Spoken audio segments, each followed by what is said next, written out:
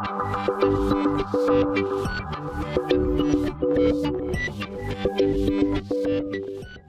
name's Michael Ethier. My company, Soundwaves Security Corporation, started out as a high voltage electrician, and it flourished into something quite a bit different. My team and I, three guys and a part-timer, we've been doing this on and off almost our entire lives. Started out with my grandparents calling us over to, or myself over to, hook up VCRs back 30, 40 years ago, to now doing fully customized in-home installations and business installations for that matter. It's an exciting day every day for myself and my team.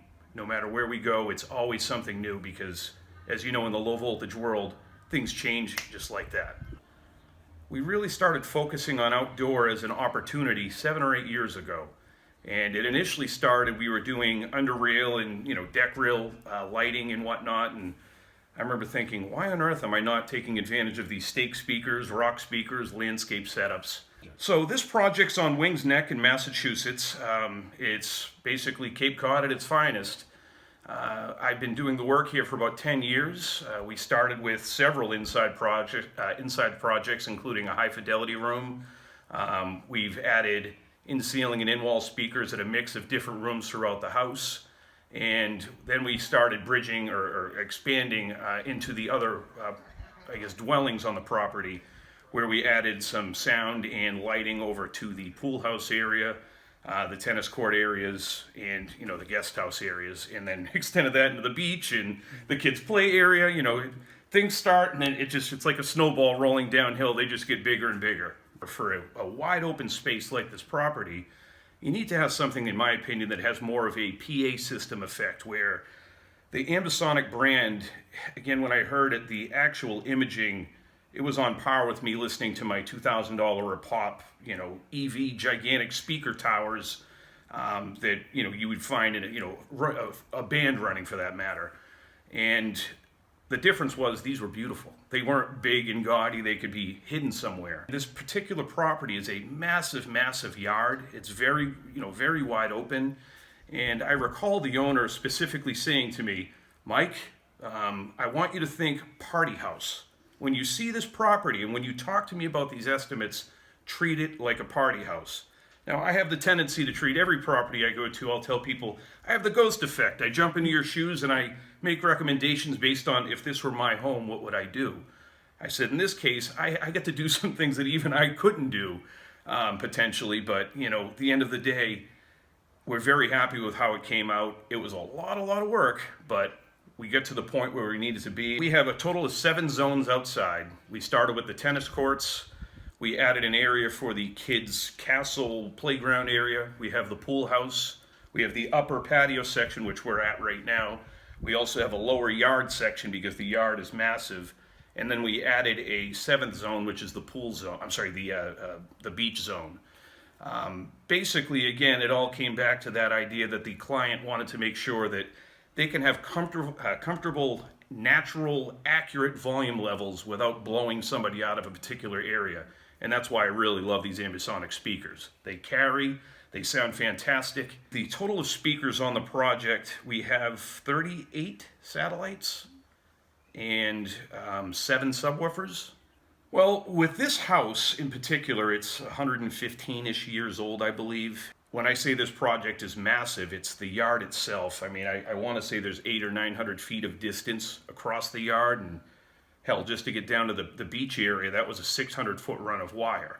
So the biggest issue was we had to find 12 gauge, 10 gauge, wire, test resistances at each end, calculate ohm loads, or calculate, again, resistance to make sure that we weren't going to be sending a clip signal to speakers, but primarily it was just the sheer size and scope of the project, and then doing it while retrofitting. Now, we had the client here, trying to enjoy the summertime, and they decided to add those, these pieces into their project. And the issue was I had to maintain this yard's integrity 100%. So that was no bush out of place, no grass, bent over. It had to be done flawlessly, where, again, their friends and family can come here and enjoy it without being interrupted by machinery and holes in the ground, etc., where normally we would use a ditch witch and be able to go down a yard and then patch it over time.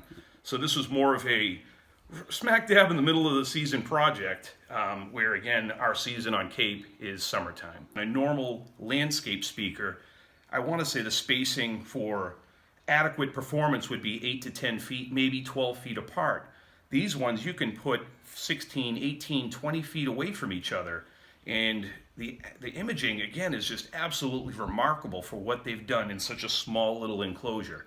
The subwoofers are, direct burial if you wanted them to be.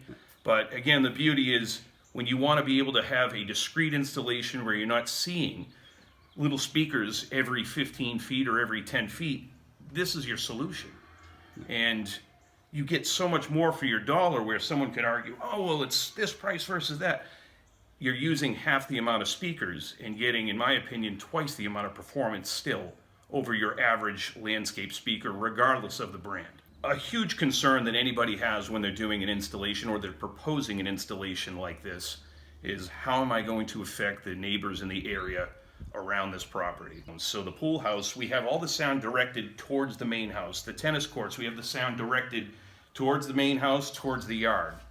The only thing that is kind of spatial sound would be our front bollard speakers that we did for when guests arrive on the property.